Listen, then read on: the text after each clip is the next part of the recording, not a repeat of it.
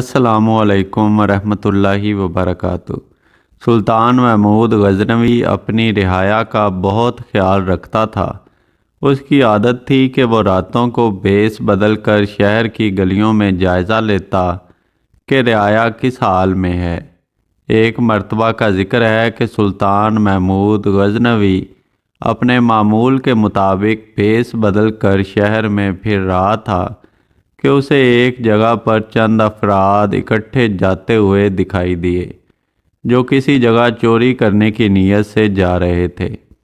سلطان محمود غزنوی کو اپنی طرف آتا دیکھ کر چور خوف زدہ ہو گئے کہ یہ آدھی رات کے وقت کون اس طرف آ رہا ہے۔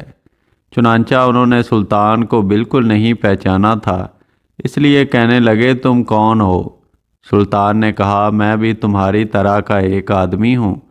چوروں نے سمجھا کہ شاید یہ بھی ہماری طرح کا کوئی چور ہی ہے جو آدھی رات کے بعد چوری کی نیت سے نکلا ہے۔ چنانچہ انہوں نے اطمینان کا سانس لیا اور سلطان محمود غزنوی نے ان سے کہا اتنی رات گئے تم کس ارادے سے پھر رہے ہو؟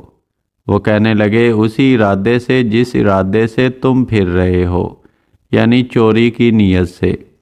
سلطان نے کہا اگر چوری کرنی ہی ہے تو پھر کسی ایسی جگہ کرو جہاں سے اس قدر دولت ہاتھ لگ جائے جو ساری عمر کے لیے ہمیں کافی ہو، اور پھر کبھی چوری کرنے کی ضرورت ہی پیش نہ آئے۔ میرا مشورہ ہے کہ شاہی محل لوٹتے ہیں جہاں سے ہمیں بہت بڑا خزانہ ہاتھ لگ سکتا ہے۔ چوروں نے سنا تو بہت خوش ہوئے اور سلطان کی جرت اور بہادری پر اش اش کر اٹھے اور کہا واہ بھائی واہ، تم تو بڑے بہادر اور جرت مند ہو، کیونکہ شاہی محل میں چوری کرنا بڑی ہمت اور حوصلے کا کام ہے۔ تم اس بات کو کرنے میں ذرا بھی نہیں گھبرائے۔ ہم تمہیں آج سے اپنا سردار مانتے ہیں۔ تم جو حکم دو گے ہم اس کی اطاعت کریں گے، لیکن جو کام تم نے شاہی محل والا بتایا ہے وہ بڑا مشکل ہے۔ سلطان نے کہا میرے ہوتے ہوئے تم ذرا نہ گھبراؤ، اب تیاری پکڑو۔ اس مقصد کے لیے پہلے ہم ایک منصوبہ بنا لیتے ہیں تاکہ آسانی رہے۔ ہم میں ہر ایک اپنا اپنا کمال بیان کرے کہ وہ کس خصوصی خوبی کا مالک ہے۔ ان سب نے باری باری اپنا کمال بتانا شروع کیا کہ ایک چور نے کہا کہ میں یہ کمال رکھتا ہوں کہ جس جگہ خزانہ رکھا گیا ہو مجھے اس جگہ کی مٹی سے خزانے کی خوشبو آ جاتی ہے۔ دوسرا چور کہنے لگا مجھے یہ کمال حاصل ہے کہ اگر سخت اندھیری رات میں بھی کسی کو ایک مرتبہ دیکھ لوں تو پھر اس کی شکل کبھی نہیں بھولتا، اور دن کی روشنی میں بغیر کسی مشکل کے اسے شناخت کر لیتا ہوں۔ تیسرے چور نے کہا میں یہ خصوصی کمال رکھتا ہوں کہ مجھے کتے کی زبان سمجھ آتی ہے۔ چوتھا چور بولا مجھے یہ کمال حاصل ہے کہ چاہے محل کی دیوار کتنی اونچی ہو، اگر میں کمند پھینکوں تو وہ فوراً دیوار کے اوپر جا کر فٹ ہو جاتی ہے، جس کے باعث ہم آسانی کے ساتھ محل کے اندر پہنچ سکتے ہیں۔ اب چور کہنے لگے سردار اب تم اپنا کمال بتاؤ۔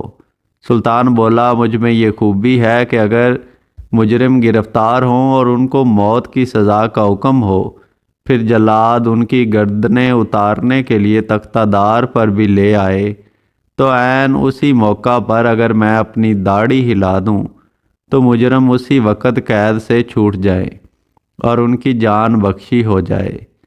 سب چور یہ سن کر بڑے حیران ہوئے اور کہا اس کمال کے ہوتے ہوئے تو ہمیں ذرا بھی ڈر محسوس نہیں کرنا چاہیے۔ اس کے بعد وہ سب شاہی محل کی طرف چوری کے ارادے سے چل پڑے کہ راستے میں ایک کتا ان کی طرف دیکھ کر بھونکا۔ چور نے کہا کہ ساتھیوں، کتے نے جو کچھ کہا ہے اسے سن کر تو میں بھی بڑا حیران ہو رہا ہوں، اگر تم سنو تو تمہیں یقین ہی نہ آئے۔ باقی چوروں کو بھی تجسس ہوا، کہنے لگے بتاؤ تو صحیح کتا کیا کہہ رہا ہے؟ وہ بولا کتا کہہ رہا ہے کہ ان پانچوں میں سے ایک بادشاہ ہے۔ یہ سن کر سب ہنسنے لگے اور بولے یہ کیسے ہو سکتا ہے کہ ہم میں ایک بادشاہ ہے؟ وہ چور کہنے لگا، بے شک تم اس بات پر ہنسو، لیکن کتا یہی کہہ رہا ہے۔ ان سب نے اپنے دل کو تسلی دینے اور بات کو اپنے مطلب کے مطابق سمجھتے ہوئے کہا کہ کتے کے کہنے کا مطلب ہے کہ یہ پانچوں شاہی خزانہ لوٹنے جا رہے ہیں اور پانچوں بادشاہ ہوں گے۔ یہی باتیں کرتے ہوئے وہ شاہی محل پہنچ گئے۔ اب کمند ڈالنے والے چور نے اپنا کمال دکھایا۔ اس چور نے ایک ہی بار جو کمند پھینکی تو وہ محل کی دیوار کے اوپر جا لگی۔ اس کے بعد سب باری باری دیوار پار کر گئے۔ اب خزانہ سونگھنے والے چور کی باری تھی، چنانچہ اس نے اپنا کمال دکھایا اور سب نے مل کر وہاں سے خزانہ نکال لیا، اور جس راستے سے آئے تھے اسی راستے سے خزانہ لے کر باہر نکل آئے۔ ابھی صبح نہیں ہوئی تھی اور رات کا اندھیرا باقی تھا۔ وہ فوراً شہر کی حدود سے باہر نکلے اور ایک جنگل میں بیٹھ کر خزانہ تقسیم کرنے کا پروگرام بنایا، مگر سردار نے کہا کہ ابھی ہم خزانہ یہاں دفن کر دیتے ہیں، جب سپاہی خزانے کی تلاش میں ناکام ہوں گے تو نکال کر تقسیم کر لیں گے۔ جب خزانہ دفن کر کے سب گھروں کو جانے لگے تو سردار نے سب سے ان کے گھروں کا ایڈریس لے لیا تاکہ ڈھونڈنے میں آسانی ہو۔ سلطان اپنے محل میں واپس آ گیا۔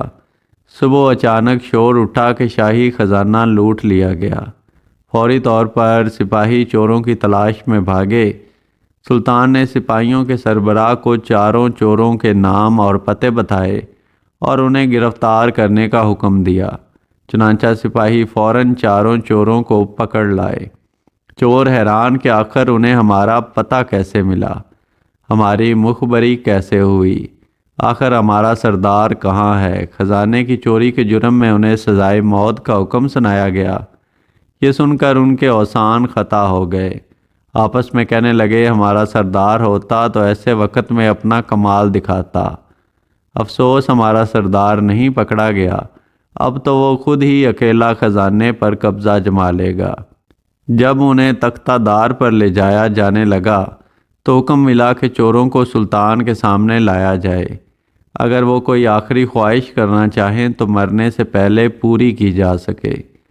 جب چور سلطان کے سامنے پیش کیے گئے تو سلطان محمود غزنوی پورے شاہی لباس میں تھا۔ چاروں چور نظریں جھکائے کھڑے تھے۔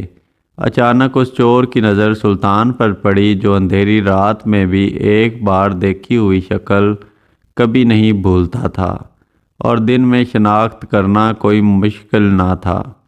اس نے پہچان لیا کہ تخت پر جو شخصیت جلوہ افروز ہے وہی رات کے وقت ہمارا ساتھی تھا۔ اس نے آہستہ سے اپنے ساتھی چور کے کان میں کہا، اے دوست، رات کو کتے کی کہی ہوئی بات اب سمجھ آئی ہے۔ کتا ٹھیک ہی کہہ رہا تھا کہ ان پانچوں میں ایک بادشاہ ہے، یہ جو تخت پر بیٹھا ہے۔ رات کو یہی ہمارا ساتھی تھا۔ دوسرا چور اس کی بات سن کر کہنے لگا، ارے احمق، کیا بکواس کر رہے ہو؟ رات کو تم نے ایک کتے کی بات پر یقین کر کے چور کو بادشاہ بنا دیا، اور اب تم بادشاہ کو چور کہہ رہے ہو۔ لگتا ہے تمہاری عقل ماری گئی ہے، تم سب اپنے ہوش میں نہیں ہو۔ سلطان محمود غزنوی نے ان کی آپس میں خسر پسر سنی تو بولا، تم لوگوں نے کیا خسر پسر لگا رکھی ہے؟ جس چور نے بادشاہ کو پہچان لیا تھا فوراً چند قدم آگے بڑھا، اپنے ہاتھ باندھ کر بولا، اے ہمارے سردار، ہم سب نے اپنا اپنا کمال دکھا دیا، اب تم اپنی داڑھی ہلاؤ اور ہمیں موت کے منہ سے بچاؤ۔ سلطان اس چور کی بات سن کر ہنس پڑا اور کہا، واہ بھائی واہ، تم نے مجھے پہچان لیا اور اپنا کمال دکھا دیا۔ اب میں اپنا کمال دکھاتا ہوں اور اپنی داڑھی کو ہلاتا ہوں، جاؤ تم سب آزاد ہو۔ چوروں نے اپنی رہائی کا حکم سنا تو بڑے متاثر ہوئے اور اسی وقت سلطان کے قدموں میں گر کر معافی مانگی اور آئندہ چوری سے توبہ کی، اور ہمیشہ کے لیے نیکی کا راستہ اختیار کرنے کا سچا وعدہ کر کے شاہی دربار سے رخصت ہو گئے۔